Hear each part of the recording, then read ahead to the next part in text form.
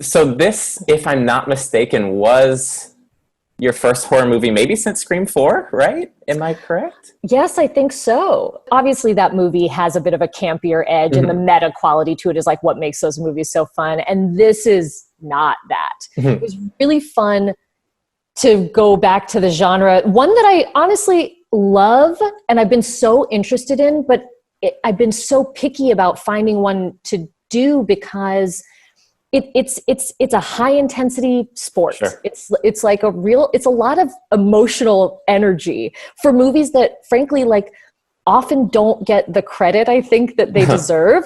You know, and I'd be like, I don't know, do I want to go spend 2 months in the middle of the woods, like running for my life? But what I love about this movie and how Dave wrote it is that it really is a character driven movie. It's like really an actor's movie. I can say you weren't even here. Just go do what you need to do so we can get out of here. This will be over soon, I promise. This will never be over. Maybe you could tell me a little bit about this first-time writer-director, Dave Franco. Like, what's his deal? Are we going to see more from him? I hope so. Sincerely, he was so incredibly good at directing.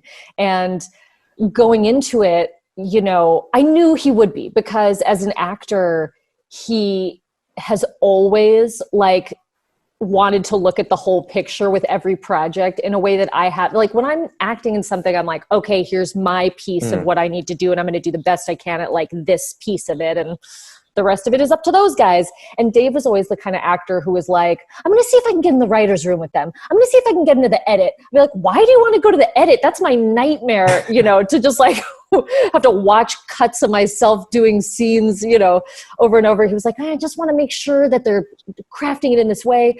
So really, he's always had that kind of like master vision.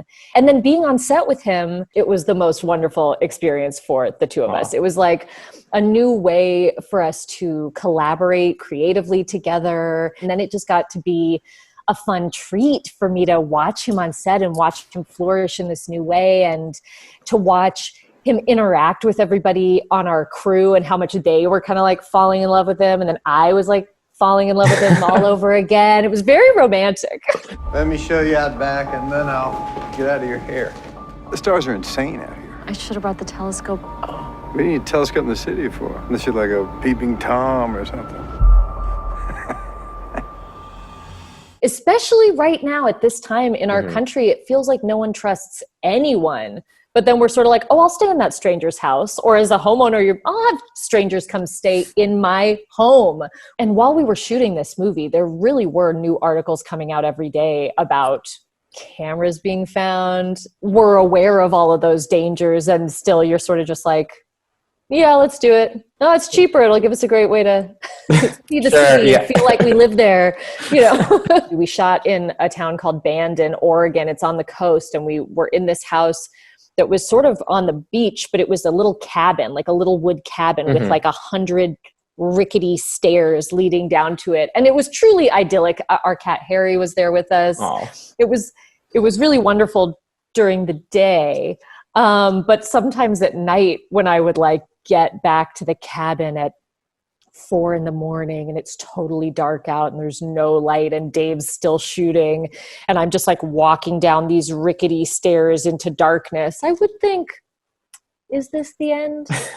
But it never was. But then our cat was there and I was like, everything's fine. You played so many of my favorite characters on so many great shows, and I wanted to see how maybe they might fare in horror movies. So I'm going to throw one of the characters at you and give you a horror movie scenario, and we're just going to see how they would do. Okay, I'm ready. I'm drawing a 50-mile radius around this house, and if you so much as open your fly to urinate, I will destroy you.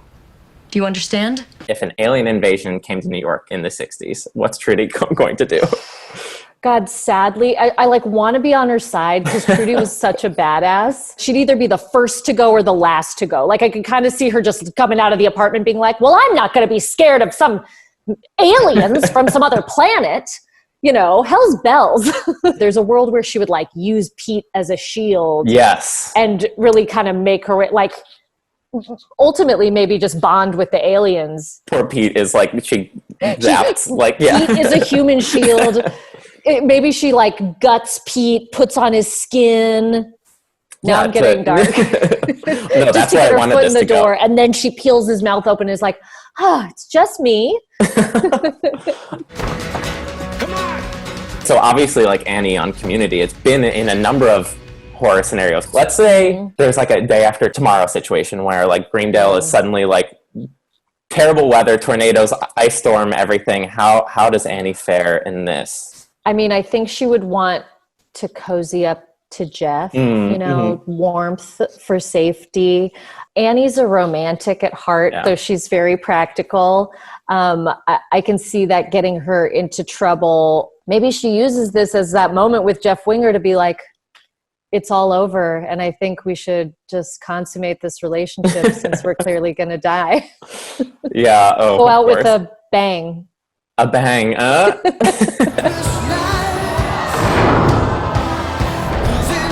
Let's say Ruth and the Glow Gang, there's a zombie attack on the training center. How do they do?